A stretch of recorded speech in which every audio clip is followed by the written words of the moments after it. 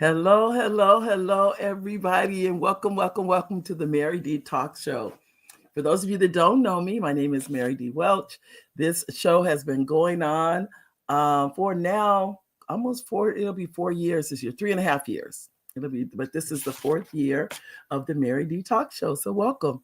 I like to say hi to our live viewers and hi to the replay viewers. Replay viewers, you are important. Live viewers, you are too. Don't get me wrong, but when I see at the end of the show, or let's say a week from now, and all of these replay viewers watch the show. So just know that you are important, and we're glad you're here. I'd like to also say hi to our executive producer, Oliver Welch. Hi, babe. He's in the background. Those of you know Oliver is he always at the end of the show. By the way, he does critique the show. I'll go in and he'll say, "Okay, you might want to do this. You might want to do that." But he's back there anyway. Also, I wanted to thank our sponsors, as we always thank is the Idea Club. The Idea Club is a sponsor, been a sponsor for years to the show. If you would like to know how to do a 501c3, S corp, a C corp, you want to contact the Idea Club. The Idea Club's president is Dumas Martin Jr. He is the one that's over the Idea Club since the passing of his dad. So that's how you can contact them. You can go to theideaclub.org or theideaclub.com. Either one of those will get you there to the Idea Club. Also, Front Page Publishing. If you're interested in writing or publishing a book, send an email to Front Page Publishing. Well, really, you send an email probably to me, but we're pretty much myself and my husband are the owners of Front Page Publishing, and we help you write and publish your book. If that's what you like to do, we can make that happen for you. So if you're interested, or you can call us. I always put the number up. The office number is area code 619-669-8603. Area code 619-669-8603 if you're interested in writing and publishing the book. And I say that because sometimes I talk to people who have already written the book. They just don't know how to get it published. They have a book, but they don't know the steps. And there are steps, by the way, and you don't want to miss any of them between the writing and the publishing. So we can help you with all that. Okay. Now, ladies and gentlemen, you are in for a treat. You know, I can tell you this lovely lady. It's so interesting. I met her a few months ago, but to be absolutely honest with you, ladies and gentlemen, I didn't know what she did. I met her, but it was I knew she was she is the CEO of a nonprofit. That's all I knew. I didn't know what the nonprofit did. I didn't know any of that until recently, and that's because I heard her speak. And when I heard her speak, I was just like in awe of wow, what this is such important work. It's something so needed and necessary in our society, and to meet someone who's doing the work, not talking about it, not what is they called, not just letting it go by the wayside. They are living this. So I'm going to read you a little bit about her bio because to give you a chance to get to know her. Her name is Claire Jefferson. I don't want to say her last name wrong. Glipa. And she is a committed, and correct me, Claire, when I bring you on if I said your last name wrong, is a committed and passionate nonprofit executive, driving socially responsible, cause-related initiatives. She is the proud executive director of Family Promise of Riverside. And you're gonna get that website. I'll make sure you get that before the end of the show. Recognized as an outside of the box thinker and results-driven problem solver, she believes that the solution to complex challenges like homelessness requires a community-wide response. Join the mission of ending family homelessness by following her work on Facebook and Instagram at Family Promise Riverside, or making a donation. And I'll make sure you guys get but the donation is secure dot, looks like I don't want to say wrong, ggiv.com /4/. FPOR. So I'm going to be honest with you. Claire, anything I didn't say correctly, please correct me. Ladies and gentlemen, I'd like to welcome to our show this outstanding lady that's doing such good work in our community. Claire Jefferson-Glipa. Did I say it right? Glipa. I wasn't even in the ballpark. It's okay. I'm trying not to get. Well, at least thank you for correcting me. That's why I said don't hesitate. This lady, ladies and gentlemen, well, let's do this. Claire, why don't you tell the audience about yourself? Thank you so much for having me. I'm the proud executive director of Family Promise of Riverside, where we exclusively serve unhoused families. So grown-ups with custody of children that are currently experiencing homelessness. And it is a passion of mine to be engaged in our community. And this is really the core of what happens when we become so fixated on capitalism, forget how important community is that families become homeless. And so if you are passionate like I am about social justice, if you are passionate about ensuring that everyone in our community has an opportunity to thrive, caring for the unhoused, particularly unhoused families with children, is a great place to start. Wow. Well, I know too. We hit on. I mean, I know that's what you've been. So I'll ask you this: how did you get into this field? Because it's not like an everyday, ordinary. I'm going to go into this kind of field. How did you get into it? Yeah, so it's kind of funny. I feel like this is the work of a lifetime. It's something that I have been preparing for unknowingly. So I grew up with a grandmother who really cared for the unhoused. She, in her front yard, most people had grass in their front yard. My grandmother had collard greens, okra, tomatoes. Like you could literally, she didn't believe in watering anything that didn't feed you back. And so it really was a community garden where she would kind of glean and, hand stuff to somebody who was struggling during the week. And then once a week, she would make this huge meal. And anyone was allowed around her table, from the community, unhoused, all of that. And I wish I could say that I really just relished the passion and community nature that my granny held, but honestly, I didn't. It really annoyed me. I really wanted to spend time with my granny and not have to share her with the community. But there was a season in which, she was asking for my help a lot. And I was just kind of being a rambunctious preteen. And at that time, my grandmother just began praying and prophesying. We come from a charismatic Christian tradition. And she just said, baby girl, you're going to uplift homeless children. And I literally rolled my eyes at my granny. I wish I could say I was being respectful and care. I'm like, Granny, no, I'm going to be a millionaire. Like, I'm not. That was not my plan at all. So I went on to go to university, graduate school, and have been working for the most part for, nonprofits, some with corporate social responsibility side, but largely in spaces working to support disenfranchised individuals. And then during kind of the social justice renaissance and kind of some time at home as a result of COVID, I really felt called to find the intersectionality of my passion and my skill set. And believe it or not, this role became available I became aware of it through LinkedIn of all places, and just began kind of going through the candidacy process and just feel really honored to be able to stand up this organization as its inaugural executive director and really begin shifting the way we in the Inland Empire not only think about the unhoused community, but how we address the challenge. I'm just, like I said, I'm just amazed because when you, as I said before, I met you, I'm going to say about 6-7 months ago, and I saw the card and all that. I was like, I didn't think anything of it. I'm just like, okay, but I never knew what was behind it. I never knew. I didn't even know that it was about homelessness, to be honest with you. I didn't know that was what you were, your focus was. I didn't know any of that.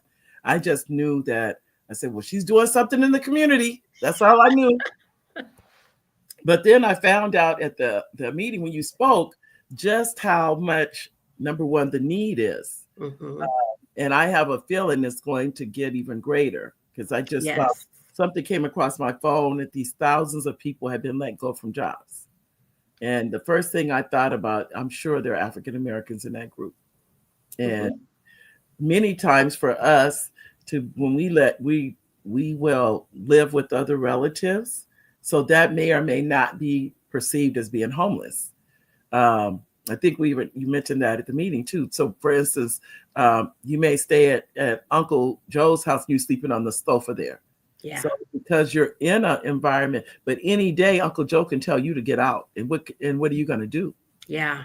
Well, and that's the challenge that we find particularly with families who are experiencing homelessness. So when we typically think about homeless folks, we think about that chronically homeless individual, right? Sleeping on a park bench or maybe walking in traffic, struggling with mental health disorder or substance abuse disorder. And those folks deserve dignity and care and support. Right. And yet the largest population of unhoused individuals in our country are actually children under the age of 18.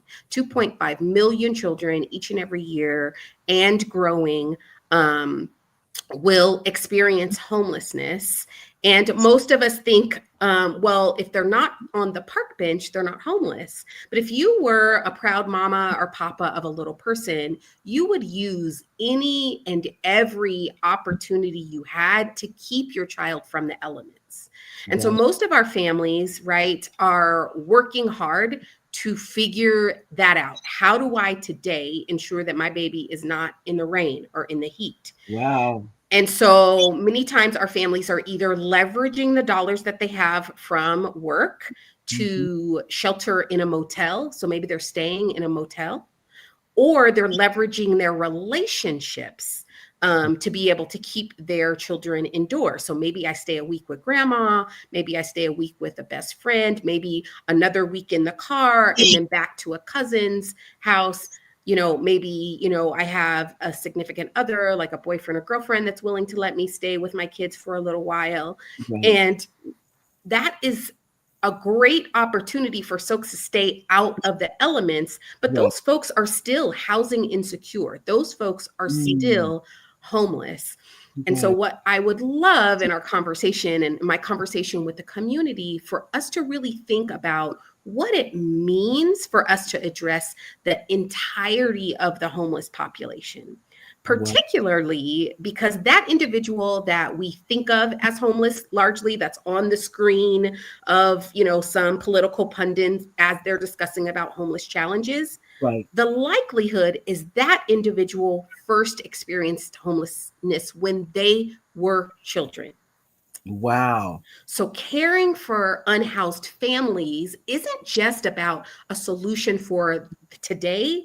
It's a way that we can stem this overwhelming tide that we're experiencing of homelessness for tomorrow. And so we are experiencing this wave because decades ago, we did not address homelessness and those children experiencing exceeding trauma.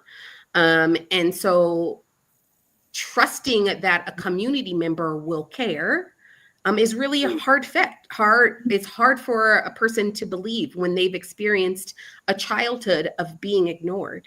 And so oftentimes, when we're talking about folks like, oh, I went out and asked this homeless person for help and they were not kind, or they didn't want my help, or they were rude, or they said they'd rather be, outdoors than to go into the help that I was offering. Oftentimes, the reason that person is answering in that way is because they've experienced decades of being ignored. And so for you in that moment to undo all of that trauma that person experienced since they were a child is really unlikely. And that's why it's really important for us to begin thinking about the entire system of homelessness. Well, as I'm listening to you, years ago, my husband and I used to adopted a lady who was quote unquote homeless. And I remember going to social services with her, and the lady at the counter asking her questions and everything. And she looks at me and she said, "Who are you to her?" I said, "I'm a friend." She goes, "You," right there in front of her. She goes, "You are the friend to a homeless person." Mm-hmm. I said, "Yes." And she's looking at me. She goes, "So why are you a friend?" This is we're the lady, since she's sitting next to me. It wasn't like she wasn't there. Yeah. And I said, because I feel like if I can help one person, just imagine if people help one person. Because the one thing she needed was an address. Yeah. Now, the card, her EBT card did not come to me. Let me think. Did it come to me? No, she had the EBT card. So she had the code to use the card. Right. But they needed an address. That's what the one thing, and I had the address. So and so for a whole year, she had access to food for a year that she could go. Unfortunately, after the year, when they started sending me letters that you need to come back in, I couldn't find her anymore. Yeah. But for a whole year, I could do. But when I did try and take her to, I did take her to the VA. It took for her to trust me. It was over a year. I mean, that's the challenge is so often I think our society is so used to the idea that charity is one way, right? And we really need to shift our paradigm to consider our entire community. And I like to use the term our unhoused neighbors because they are in our community, right. That we need to think about what does that individual or that family unit see as successful, because I might very well have a particular understanding of what this person needs.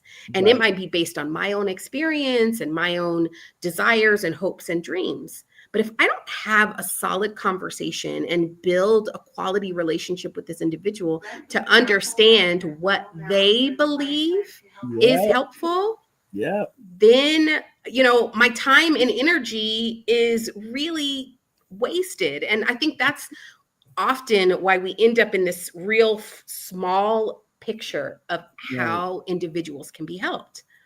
But for us as, an organization, my real goal and desire is to end homelessness.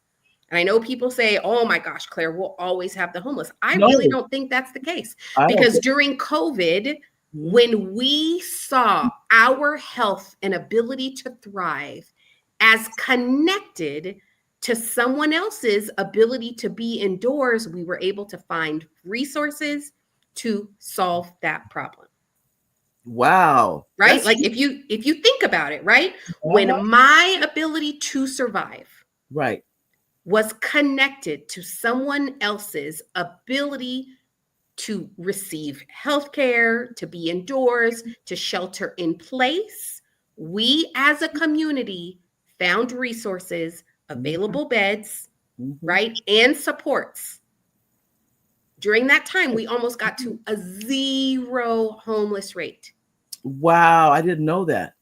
Right? And so for me as an individual watching that, who really cares about our community, it's about a paradigm shift for us to recognize that my neighbor's ability to find shelter, my neighbor's ability to live a thriving life is directly related to my safety and my own ability to thrive in the way that I desire to. Right. And so as we shift that paradigm in our mind, we begin to operate differently, we build differently. And that's why it's important for us to uplift unhoused families, because their plight is really relatable to most of us. Most of us have looked in the kitchen cabinet with our kids and been like, "Ooh, payday's not for a few more days. How am I going to be creative?" Right? Am I going to go to grandma and big mama's house and hope she feeds me? Am I going to, are we going to go to some birthday party and we got an old gift that we can wrap and we're going to eat some extra pizza? Like all of us have been in that place of, ooh, there's not quite enough money for the month. If we can think about that moment, and imagine someone living in that state constantly. And we're not talking about people that aren't working. The majority of folks that we engage with are employed individuals working at Stater Brothers, working at Target, working in the casinos, working in the school district, working in the DA's office, working at Amazon, working in the hotels. It's just that the housing crisis is so palpable. It is. Right? Riverside County rentable wage, in order to keep your rent at 30% of your income, you need to be making $33 an hour. Wow. That's like a shocker. Well, I know the rent is and it's getting worse, by the way. Exactly. So when we think about that, right? Again, let's rethink what it means to be homeless. Yes, there are individuals who are struggling to work. There are individuals who are struggling with mental health disorder. Yes, and we need programs to care for those individuals. And yet the vast majority of our unhoused neighbors are really experiencing the same challenge you and I are having at the gas pump, the same challenge you and I are having at the grocery store, the same challenge you and I are having with childcare. Each and every one of those expenses have grown exponentially. They really have. And so if I am at the bottom rung of those folks engaging in the workforce, if let's say I don't quite make that full-time position and I'm in shift work, so some weeks I work 40 hours, the next week I work 20 hours. Wow. This is the result of those systems. Because, and then you think about first you're going to have a deposit to get into a local place. And then you have to have all your utilities turned on. Yes. It is expensive to rent, not purchase. To rent is expensive. Yes. Well, and what do people do when they get behind, right? What do people do when there are incredible circumstances? I'll give you some examples of some families we've been blessed to serve, right? Yes. To hopefully shift the way in which we think about how folks slide into homelessness, right? Okay. So we had one family, a mama bear with 3 kiddos. She was living with her grandmother, right? Her grandmother was the sole childcare, right? And was, like many of our grandmothers, right, care for the babies without any charge. She was also helping her grandmother, right? Mm-hmm. Her grandmother needed some support, had diabetes or whatever.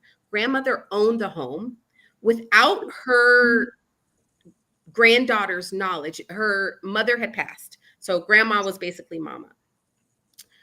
Without her knowledge, in order to help her granddaughter, she took a reverse mortgage on the home. Wow.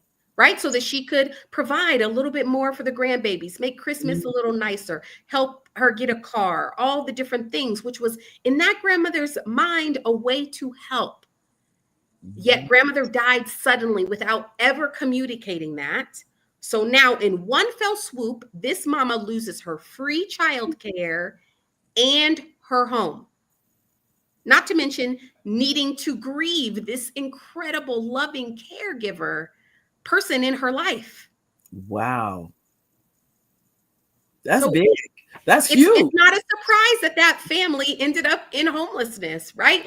Because how does she go to work? Wow. She doesn't have childcare. We know how challenging childcare is. We know how expensive it is. And we know that there's a waiting list for every childcare facility, right? Wow. So now we have to choose between keeping our children safe and going to work, right? Not going to work makes it really hard for you to, within days' time, stack up the dollars in order to get the first and last month's deposit, right? And all of those things. You can't, to me, it's literally impossible for all these things to happen. I'm just listening. I'm listening to you thinking, because I was widowed at 35, but I was a teacher. So I had, I was able to deal with it, but it was still hard, but I could handle it. And at the same time, it was devastating. Of course. And I want us to think about the communities that we do have. If I will say for me, if I were not blessed to have the community that I have, there are so many times where I could have fallen into the same type of challenge. I just want you to think about when someone in your life has passed and that what I will call the casserole brigade comes by, right? Folks can't do much, but they will make you a casserole. Exactly. Right? But think about the financial benefit of that family not having to think about a meal for months. Mm-hmm. Not having to go grocery shopping, to be able to divert finances to something else, because your community, they may not be able to do much else, but they're going to make sure you eat. Yep. If you did not have that community, what might have happened differently? I will say, I'll tell the viewers now, I'm behind this kind of crazy screen. You're looking like, what kind of office is that lady in? I'm actually currently in a hospital because my dad's in the hospital in Arizona. Mm-hmm. And so, thanks to technology, I can still be on this live broadcast. Yes. But my community has shown up like crazy. I told everybody, hey, I got to leave California. I got to get a plane, rent a car, get and take care of my dad. I have gotten Cash App, Zelle, DoorDash coupons, all of the things during this time. Again, an unexpected expense of having to purchase an airline ticket. I didn't plan doing that this time last week. Right. The unexpected expense of needing to, rent a car, all of those things. I didn't expect any of that. And yet my community made it so I didn't have an additional financial burden. Right? Wow. Yeah. And so that's really, really powerful when we think about how do folks end up homeless? A lot of times what I like to say is people become homeless not when they run out of money, but when they run out of people. Wow. I'll say it again. People become homeless not when they run out of money, but when they run out of people. And helping each of us shift our paradigm to perceive our unhoused community as unhoused neighbors that we are equally responsible for can make a huge difference in the way that we address this really complicated challenge. Growing up, I remember, honestly, I grew up in San Diego. I say never saw homelessness. I saw it was a husband and wife, and we nicknamed them as children Jack and Jill. This was a Caucasian couple that we said they lived in boxcars. We didn't know. But that was, and I say that because we're kids and we're looking at these couples that they're wearing the same clothes every single day. That was what my idea of homeless was, because I had never seen anyone else be homeless. Right. Now, I'm not saying they weren't. That's the thing. I'm not saying they weren't. I'm saying what I saw. So they were the idea to me of this is what homelessness looks like. But we didn't even call it that. We called them, what did we call them? It wasn't homeless. It was like when they lived in, because we said they lived in the train yard. That's what it was. But it wasn't, we did not use that word homeless. I don't remember now what it was, but that actual word was not used. But the lady I was sharing with you, she, as I mentioned before, took her to the VA. They said they can give her a place to stay for a year and 18 months, absolutely free. She's a veteran, absolutely free. She doesn't have to pay anything, but she has to share the room with another veteran. Yeah. She said no, and she said, take me back to my parking lot.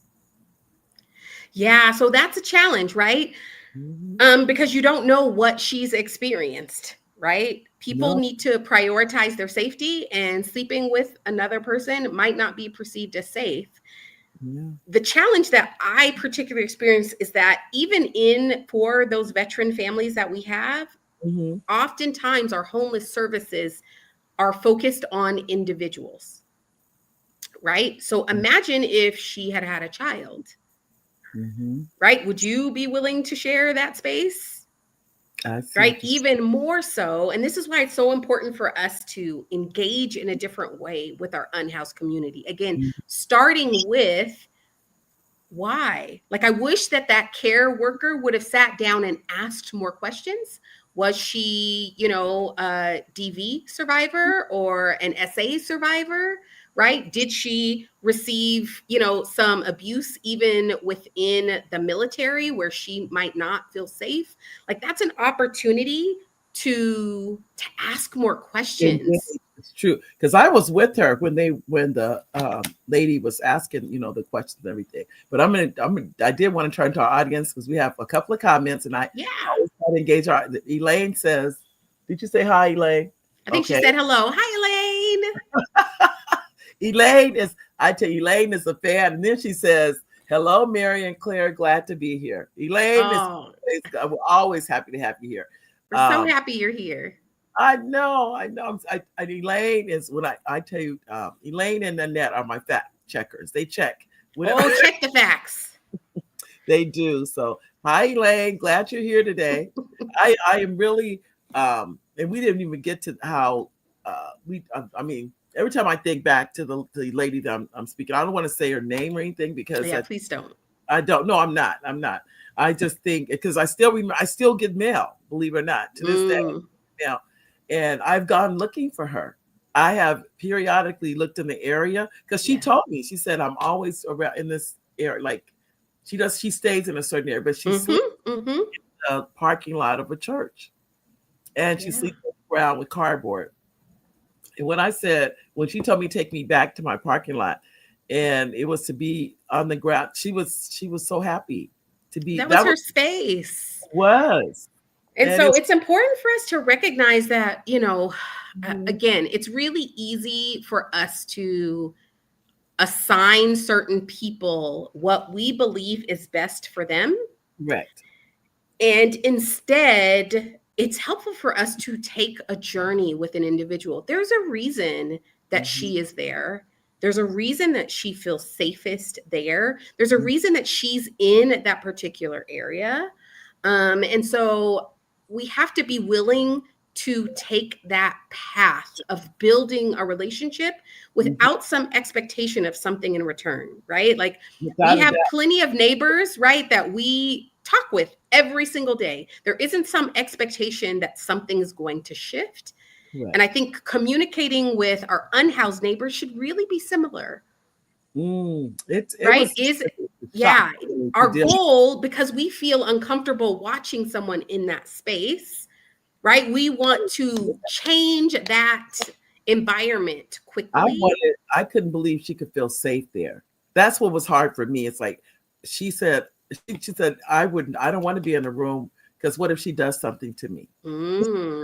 Now, that tells you that person has had some lived experience of evidently, but she would rather probably violence or something. That was my right. But what I want us to think about is what we can do, right? And so there's so many ways that we can. Again, one thing that we have to think about is the number of unhoused individuals and the number of, let's say, beds in our shelter. Why is it that individuals have to share a room? They have to share a room because of capacity. Right. Could that be changed? It could be.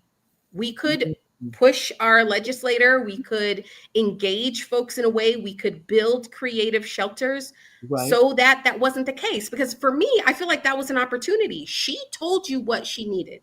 She needed a space by herself. That was an opportunity to meet her need in the moment. And unfortunately, that care worker said this was the only way that she could receive help. And so really the onus is on us, those of us who have ability, who have agency, who have opportunity to be available to find what that motivator is for that individual. For us at Family Promise, oftentimes we get the opportunity to work with some really amazing families whose desire are to be together, but sometimes don't fit into kind of the general mold of what family looks like. And I'll give you an example.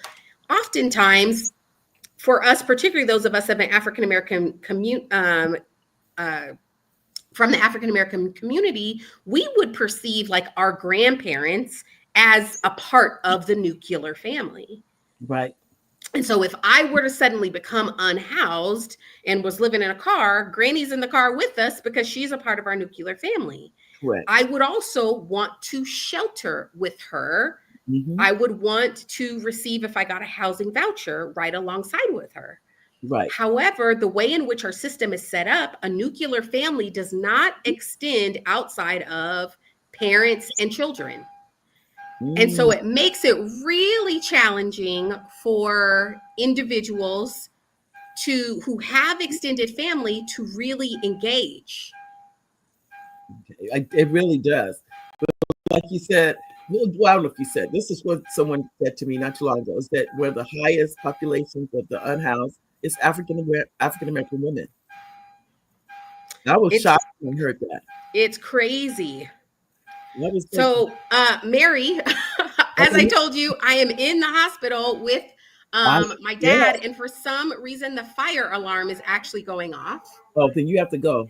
So I'm going to need to go grab my dad, and we're going to need to evacuate. I so apologize. No. You have to go. We'll talk. Don't worry. I'll bring you back again to the show. Okay, fabulous. Thank you so much. Bye-bye. So, ladies and gentlemen, first, I know I saw, I even get a chance to say to those of you that left messages, Antonio, thank you for your message. Hi, how are you, Antonio? And then you said, hi, Sister Claire. Well, she'll probably see this anyway. If she'll see it when it runs again. And this is it Kane Gonzalez, the realtor? I hope I said your name right. Thank you. Antonio says, hi, Oliver. I like how you say hi, even though you don't see Oliver, you know he's there. That's why you say hi to him. So I could hear the alarm going off at the hospital, but I did want to say this to the, and we didn't get a chance to get to this.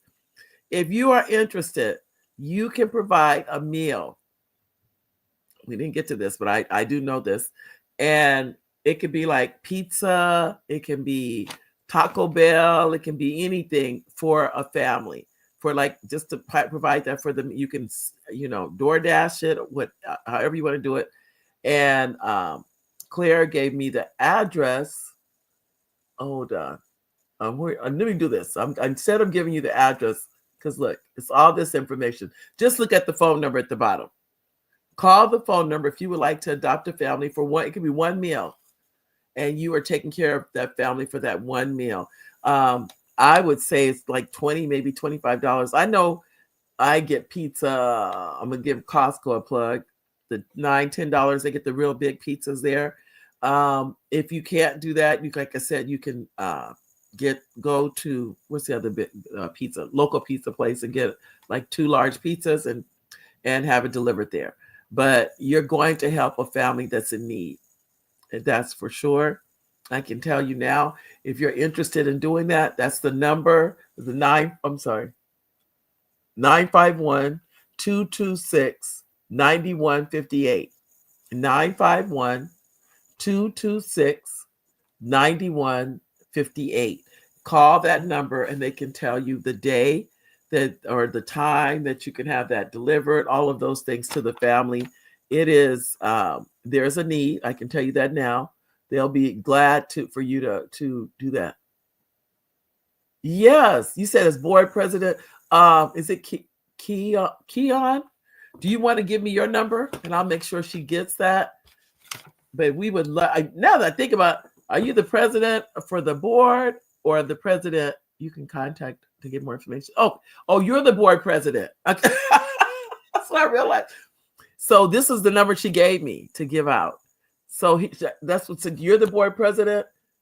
All right. Thank you. Thank you. So now, ladies and gentlemen, we have the board president on the line. So I wish you could do the audio. Well, as a matter of fact, you could do the audio. I can send you the link if you like to come on and give us some more information. I am so impressed. I'm so with Family Promise. Let me tell you, it's just phenomenal to me. I'm just so glad it exists, and we'll be more than happy. So, ladies and gentlemen, there's a phone number there. Please contact them, even if it's for one meal. You don't have to feed for the whole week or anything like that, but for one meal to help a family, that can be that one that makes a big difference in their life, or everyone makes a big difference in their life, and everything. I was just at the store this past week. I remember going through the store. I was at Smart & Final. And all I kept thinking was, these prices are outrageous. I'm sitting here going through the store saying that this is outrageous.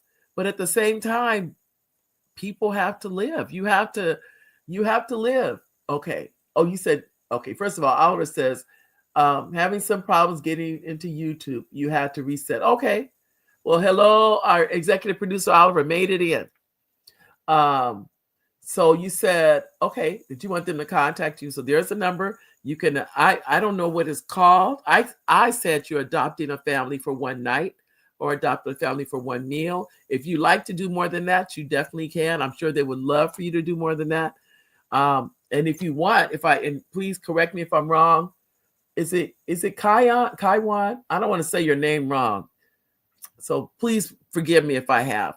That you can actually go and have a meal with them. If tell me, am I correct or not? So I'm so glad you're here. You can correct me if I'm saying something that's not correct. Because when she spoke to the group, I was floored. And she's like, why? I said, because I never really knew what you did. I never did. I just knew it was called Family Promise. That's all I knew. I didn't know what that meant. Okay, see, she said every meal helps. Every meal helps. So please, those of you that would be so kind to call that number and adopt the family for a meal, it's definitely appreciated. I can tell you right now, Oliver and I are doing one meal for the family. We are just so appreciative of all the work that you guys are doing. We really, really are. And we just I'm just, like I said, we had adopted the lady that I was speaking of. And even one night, I didn't share this with you guys. One night, Oliver will attest to this. It was raining. It was a storm. This was a couple of years ago here in Riverside. And I said, Oliver, because we would take plates of food to her. Because that's how I just like, I couldn't bear it. That she would be out in the storming and raining. And it was, lightning. It was one of those nights. And we're out there looking for her because I could not bear the idea that she would be out in the weather like that. We did find her. We found her. If you could believe that, here we are out in the elements trying to find the lady, and we did find her. And we were begging her to come home with us, literally begging her. You got to get out of this weather. You can't. And she said no. She's like, nope, I'm going to stay right here no matter what. So we had a meal for her. We did give her the meal, but she would not come with us. And I'm saying lightning, storming, when the kind of nights nobody wants to be out in. But she was. So I'm a witness that with everything we tried, she just said no. It got to the point too. Her sister, she gave me the number to her sister. This is how close we got. I finally got the number to her sister, and I called her sister to tell her she was okay. And the sister started crying. She said, I thought she was dead.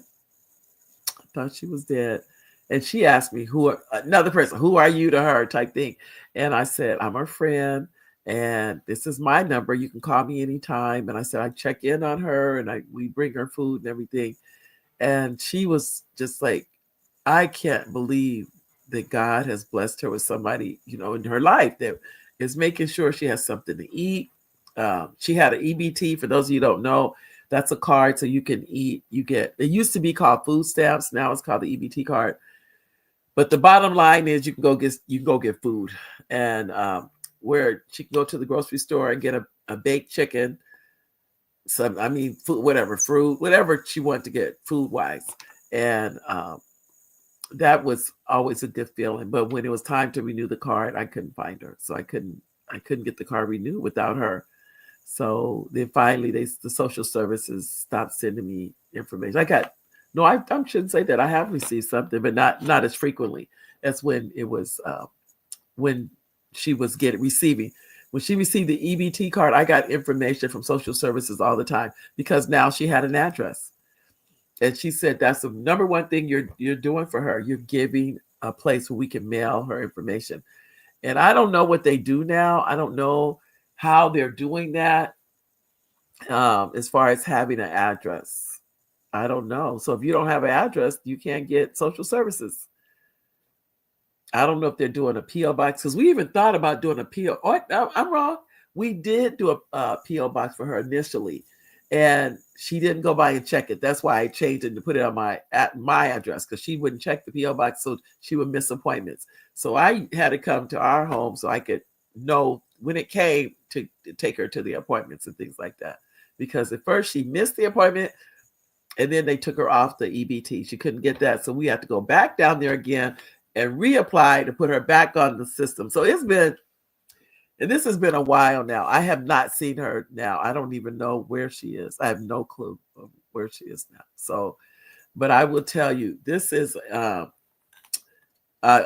feel like I've lived it through her.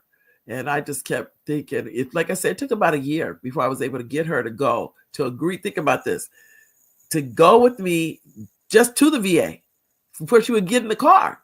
The first time she got in the car, she said, I can't get in the car. I was like, why not? And she said, no, she said she got claustrophobic just by being in the car. But finally, that was after 6 months. Then after a year, she got in the car and we drove to the VA. And then they said, she can stay. We have a place for her. That was I would literally, she would not go because they told me, they said, well, you can't go with her. And she said, well, I can't go in if she doesn't go with me. I was like, okay. But that's what she told them. She said she has to come with me. And they were trying to tell her, is she family to you? And she said, yes. I sat there. I'm like, I didn't say anything. But she said, yes. She said, she's the only family I have. I didn't say anything because I didn't want to call her a liar, and I didn't want to say anything in front of the people. So I just sat there. I never said anything. And that's when they were talking to her. And they said, we have a place. Now, today, things could have changed. That was, oh my gosh, over 5 years ago. It was before COVID. That's when it was. It was before COVID. And we met and became friends. But I tried all I knew to do. And I'm just listening to Claire. It's bringing back all of these things that happened. How she wouldn't come in a location because she was afraid that someone in the room would attack her, but she was willing to sleep in the parking lot of a church.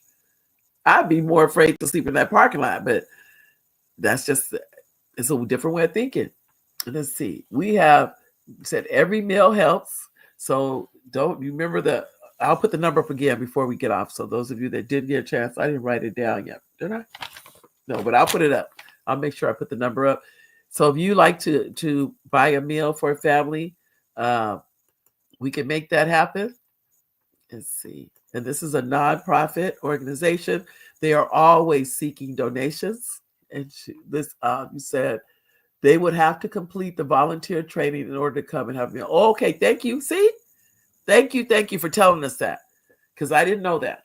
So if you want to have the meal, you have to complete the volunteer training. But if you want to send the meal, I think that's okay. Let's see. If they call that number, our program manager will give them all of the details they need on how to get involved. Okay. See? Thank you. Ms. Gonzalez, I want to thank you for being here to answer those questions because I didn't have answers for them and I didn't know the protocol. So you are the expert that can do those things. So thank you so much. But I do want to put that number up again for anybody so you can DoorDash a meal also. You can, those of you that want to DoorDash a meal. My husband do not believe in DoorDash. I don't think he DoorDash. I can't think of one thing with DoorDash that I know of. But anyway, we want to, those of you that would like, that you do DoorDash and you want to send a meal, you can. I would probably have to take it to the door or something and leave it because we don't DoorDash. So anyway, here's the number, area code 951-226-9158. And Ms. Gonzalez, maybe you can help me. Well, I don't think you need clothes donations at this time. I don't think you do. Maybe you can help me with that. Do you guys need clothes? I don't think so. Donate is just food. You could tell. Okay. So you're welcome. Is it just food that's donated at this time? You don't need clothes right now. Okay, let me take that down.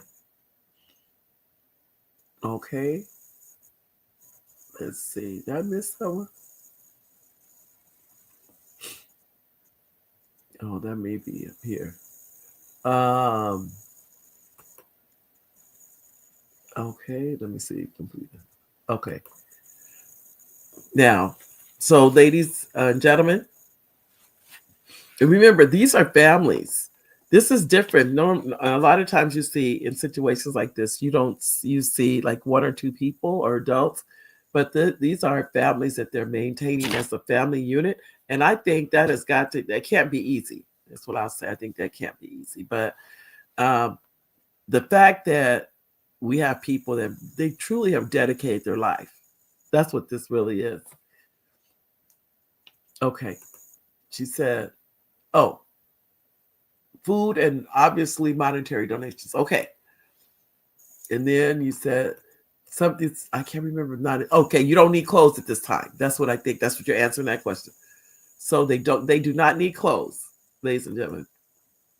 Not at this time, but food and monetary donations. Hold on.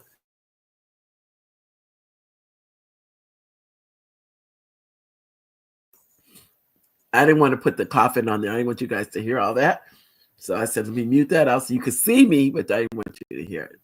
So, and then Antonio, you said, God bless us all, and let's all come together as one and let us help us all. Thank you, Antonio.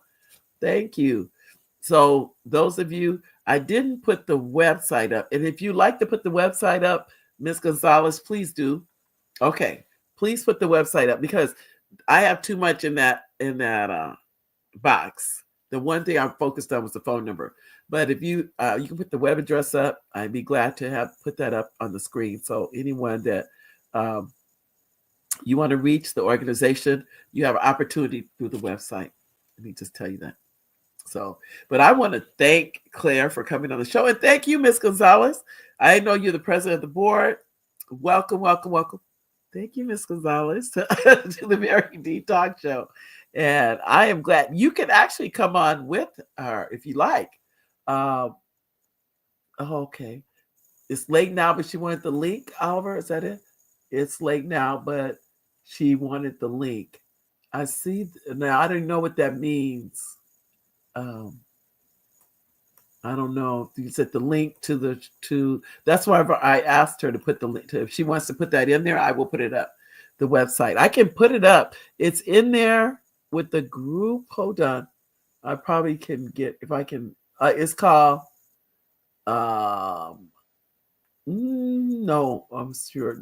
I have to go back and edit it in order to bring it. But if you have it, here we go. Let me see. Okay. Thank you. Well, okay. Well, I'm just saying if you want to put the website up there, I will put it up on the screen it's Family Promise Riverside, I think .org. You correct me if am I right about that? FamilyPromiseRiverside.org. So this is telling you too, ladies and gentlemen. I think this is what I think. I think that's why I really kind of adopted the one lady because I said, can you help one person? I wasn't trying to help the whole homeless community. I said, if you can just help one, you've helped someone in society, just one. And I think, just imagine if all of us helped one homeless person, homelessness would cease to exist tomorrow. Not 10, just one. If everybody just have one. And I met her, excuse me, at the church. I was looking across the parking lot and I saw, oh, you put the website in? I didn't see it. I did put the website. Okay, did I miss it? Hold on, I could have. Oh, let me see. What did I do with it? Okay, I'm putting that up right now. So I scroll back through here. Excuse me. I'm better than I was, but I'm still fighting this cold or whatever is going around. I don't see it. Let me see.